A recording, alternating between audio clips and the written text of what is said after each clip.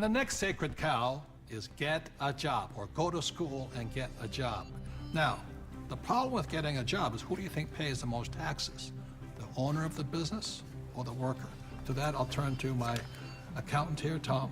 Well, it's clearly the employee who's paying the most taxes. And you know, I started as an employee right out of school, and I was paying high taxes. Even though my job is to reduce taxes, I was paying high taxes. And then I started, I know, ironic, isn't it?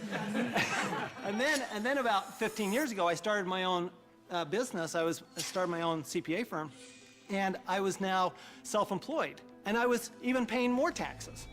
So it wasn't until I started acting like a bigger business and was really a significant sized business that I started paying less taxes. And it's because it's the business owners, and it's the entrepreneurs, and it's the investors, the active investors, that really pay the least amount of taxes. Time out.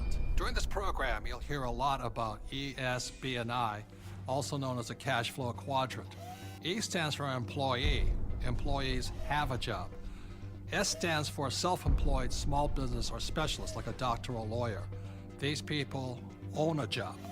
B stands for big business, 500 employees or more, and these people have other people working for them. And I stands for an investor, and investors have their money work for them. Now, my poor dad always said to me, go to school and get a job, and he wanted to become an employee or a specialist like a doctor or a lawyer. My rich dad said, if you want to be rich, you have to be on the business owner or the I side. And that's the difference between my rich dad and my poor dad. If you look at the cash flow quadrant, you have the E, S, B, and I. The people that go to school are on the E and the S side.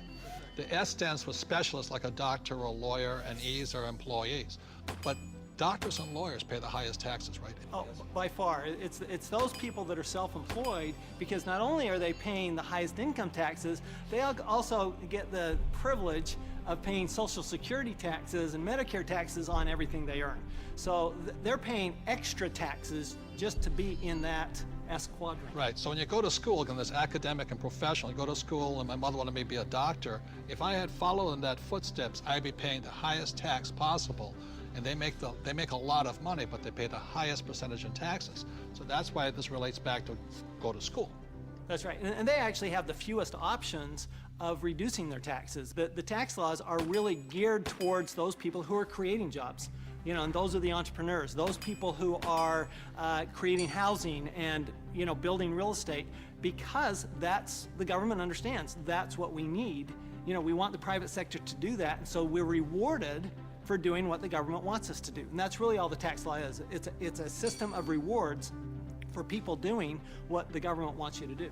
Plus, you know, the other part of it too is this whole idea of getting a job. There was some kind of a myth out there that goes with get the job, get a safe, secure job. And so that by getting a job, somehow you're gonna be taken care of for the rest of your life. And all you gotta do is pick up any paper to see how many tens of thousands of people are losing their jobs. There are no safe, secure jobs, and now we're competing with India and Asia for jobs that were sacred to America at one point in time. So this whole idea of having a job that was secure is probably the most insecure thing you could be doing right now. The idea of a secure job is an industrial age idea. Exactly. The only option is put into your head is go get a job. And I wasn't It's around, brainwashing. yeah, I wasn't around entrepreneurs. I wasn't around business owners growing up. I was around employees. When I first started my company 15 years ago, I went back to my class reunion, which is always an interesting thing. And I remember saying to them, yeah, you know, I started a company about 5 years ago, and they looked at me like, oh, and some of them even said it. They go, you're so brave. And I'm thinking, you know, I've had this company for 5 years now. That is the longest I had ever worked anywhere. See, without financial education, you have to get a job. What's tragic today is so many people losing their jobs. They go back to school to get another job, but they're now competing with their kids. You know, that's insanity. So we're not saying jobs are bad. We're just saying as entrepreneurs, our job is to create jobs. The government doesn't really create jobs. They need more entrepreneurs. I didn't even know there was another option growing up. I didn't know there was another option. I didn't know, I thought all you could do was get a job. So again, it's not right or wrong to be an employee, but I'd like to know what my options are. Right, because when you were in school, did they say, go to school, get your diploma so you can become an entrepreneur?